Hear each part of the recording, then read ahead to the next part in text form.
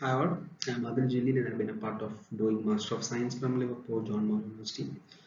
Today I'm going to give a walkthrough about my dissertation work, the related attributes based football scouting framework that I've done for the particular Master of Science degree. And what reached to this particular topic is basically my love for the football, my interest for the football. So when I was having the topic selection research undergoing, it was like what data science technique to apply, which led me to the transfer market analysis. So in transfer market analysis, it's like we are using two unsupervised machine learning models to do a player replacement kind of activity basically. So that's just a heads up about the research work that we have been implemented in this particular dissertation work basically. So let's move on to the introduction first. So football is the most popular game. It's also known as the beautiful game. So there are two different aspects we have here. It's a business and the entertainment aspects of the beautiful game basically. So in the entertainment aspects in the sense like there is club level football as well as international level. So we are more detailed in this particular research work for the club level competitions. Each nation is having a wide amount of varieties of clubs competitions, and in terms of business aspects we have the kit brand sales, stadium ticket sales, promotional advertising, and the most important factor is the player wages that we have shown in this figure as well as the player market value. So these are the business facts. So these business facts are basically driven by the transfer market. So it depends on the player being traded. So transfer market is a period in which one club will be trading the player to another club. So there's a lot, so millions of money that has been spent, as in for the transfer market value as well as in for the wages of the player. So if one example I could provide, if there's a particular player that the fans love, then the kit sales will be it will be getting in a huge steep because of this particular player. So the transfer market is very important period in every sense for a football club. So it's also a period in which the new managers might come into the club and they want to have a high standard set and for the future good of the club. So is that all about money? No, it's like transfer window is not all about money, but it depends on the player that is being traded. So it's like a period in which the club is trying to sustain for a longer period of time to be top of the competitions, or in their level of management. That's what transfer window is all about. Then we reach to the question like, why do we need this football scouting framework, or what is the objective of our dissertation work? So in this particular figure, you can see the different blocks. So these are actually the blocks which explain how a player is getting traded to one club to another club. So before this, the major thing is like the scout or the manager should find that particular player. So our objective of our dissertation work is to find this player who will be an output of some on the input player basically. So what our scouting framework is doing is like it is making the job of a manager or a scout easy. It is actually providing a replacement for one player who might have left the parent club, or who might have been retired, or who might have a bad injury. So we want to replace that particular player with some other player. So the model output will be a list of top 5 or top 10 players, and yeah, it's again the filling position. So the player should be adapted by different features. The player that we give him the output, so from the performance feature, how good he is, the nation he comes from, his biological like the age, or his preferred food maybe, all such things matter.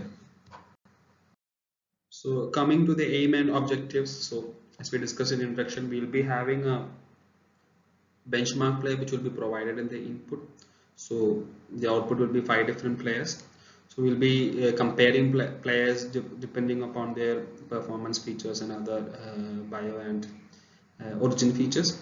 And we'll be like, why do we need this? So it will be like the scout or manager will be using this basically to overcome a player who have left the club or have been retired or been injured.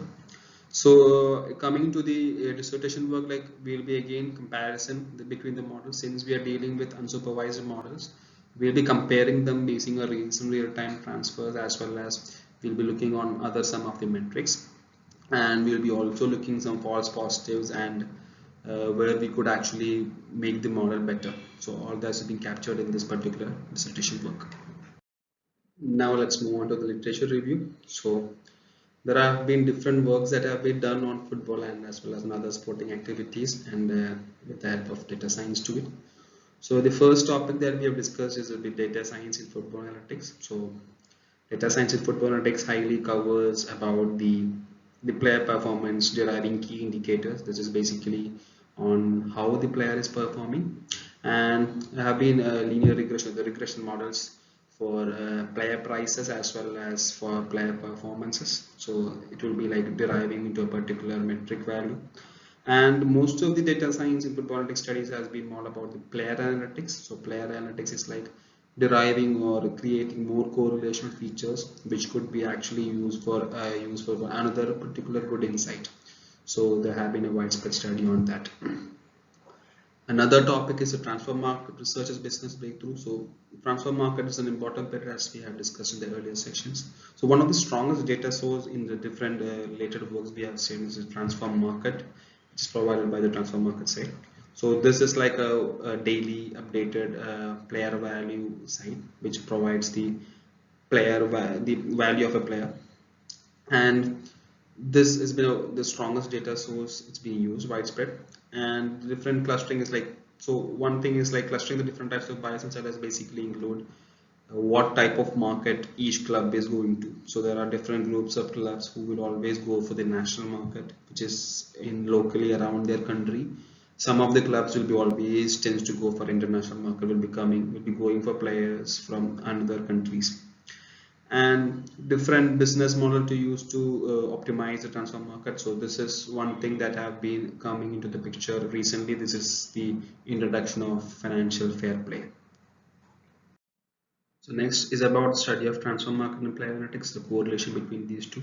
So there's a gap analysis between estimated price and actual price. So multiple regression models, like each regression model will be dealing with a performance feature maybe, and the regression model with each kind of feature. So that has been explained. So ERGMs is like showing a diagram like how well a club and players have been linked.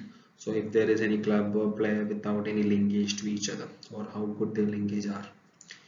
Modeling in sports analytics, machine learning, deep learning, and other advanced data science modeling techniques have been used in other sports also, particularly in NBA in helping the prediction of games. And in football itself, we are having advanced techniques like APSO and PSO, like particle swarm optimization techniques for the clustering. And another is like the Twitter tweet segments, like whether the tweet is all about a good perspective or a bad perspective, which is used in a World Cup basically. And collision analysis for rugby is based sensor data that are being used in helmets or American soccer helmets basically. So another thing is topic modeling is what we use in our dissertation. So topic modeling is grouping a set of words in a particular corpus of documents into a particular topic.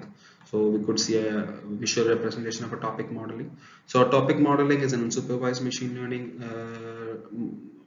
technique, and it is used in for basically for newspaper classification, newspaper topic classifications, or Twitter segment classification again.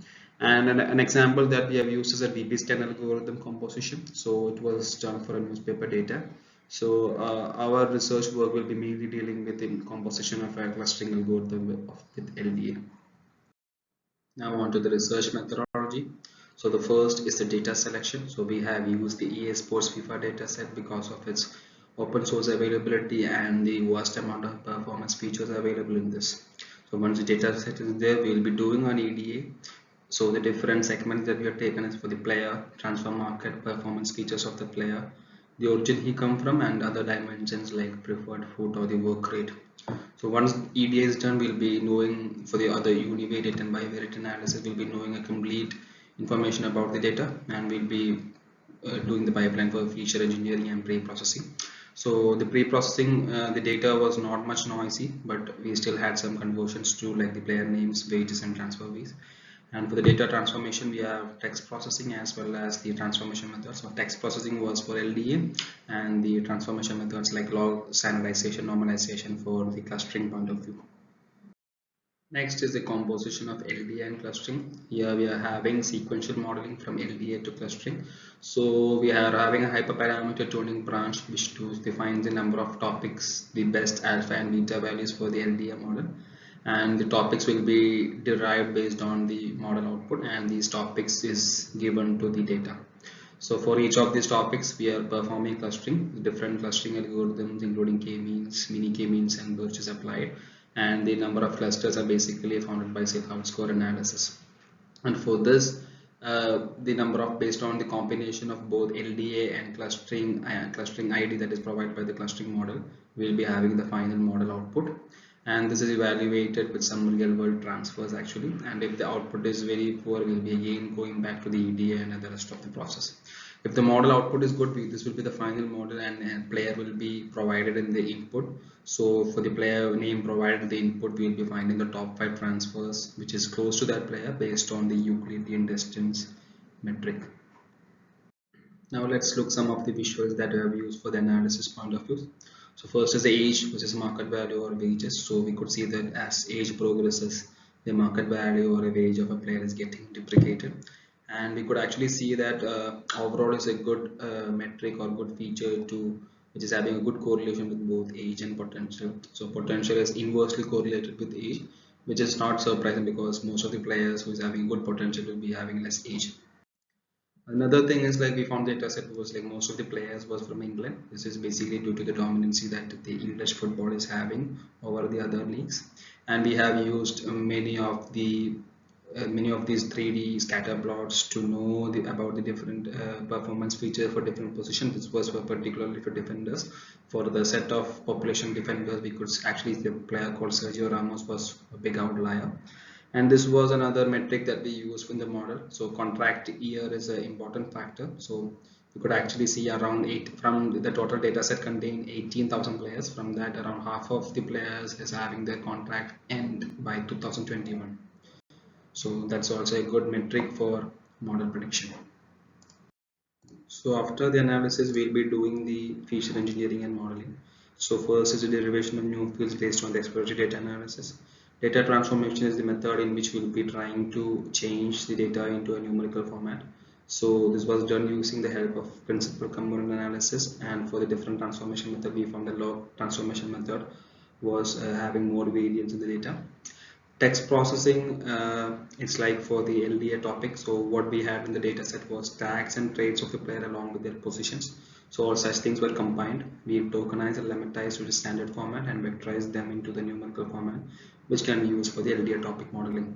So coming to the LDA topic modeling, we used base model which had a coherence around 0.36, and hyperparameter tuning was done to find the number of topics, alpha value and beta value. So it was found that the number of topics was optimal number of topics was to be found was 7.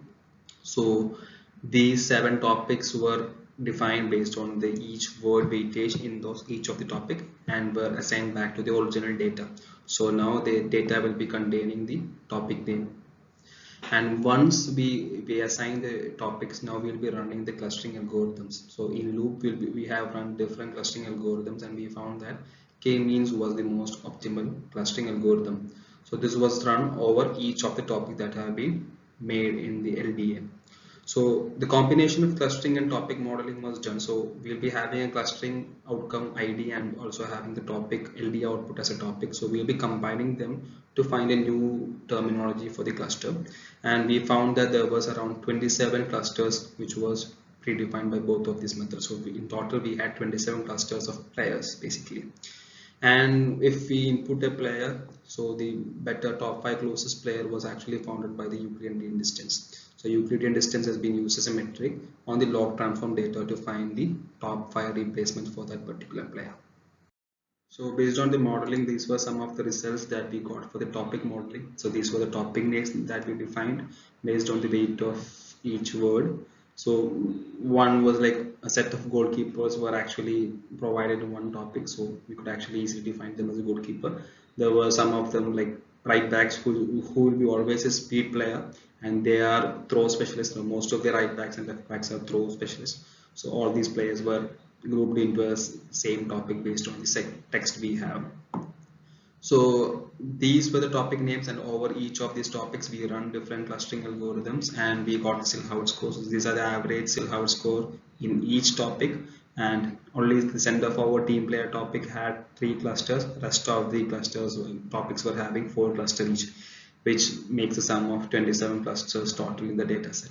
So Silhouette score is a score that has been, it is a value ranges from -1 to 1. The more near to 1, the more better the Silhouette score is. So Silhouette coefficient is what we're calculating here. It's using the mean intra-cluster distance and the mean nearest cluster distance for each sample. So these were some of the sample outputs that we obtained from the model. So seeing the names like Cristiano Ronaldo being linked to Neymar Jr. or Aubameyang, or Lionel Messi to Neymar Jr. Benzema these are the things that we always hear in the transfer period as a transfer rumors. Timo Werner was actually replaced Romelu Lukaku, and also Christian Pulisic is a sub for Timo Werner in Chelsea Football Club, and Ben Chilwell was replaced by Tim Castagne in recent transfer in Leicester City. So these are some of the examples. So coming to future scope and conclusion, so the model was performing really good for players which were focusing on one position. So focusing on one position, like if he is meant to be defender, his defending skills are good, but he's not a good attacker. In such cases, the model was performing very good. But for someone who is like a defender but is a great ball contributor, there was having a model was having a huge false positives, and the number of text or the text data in the FIFA data set was pretty low. So if we had more text data, the topic modeling would have been more better than the current one. And currently the model is actually, the two unsupervised models are having a sequential modeling. First we have to do the LDA, then only go to the clustering. So there is a need of parallelizing to be done. And we have to account factors like whether they are the same team on the current form of the player, which is not included in the current data set, since we are only focusing on the performance features and other origin analytics. So that's all. That's an end about the overall review of my thesis work. I would like to express my appreciation to Vaishnav Singh, my thesis supervisor, and Dr. Manoj Baran for his assistance. Thank you all.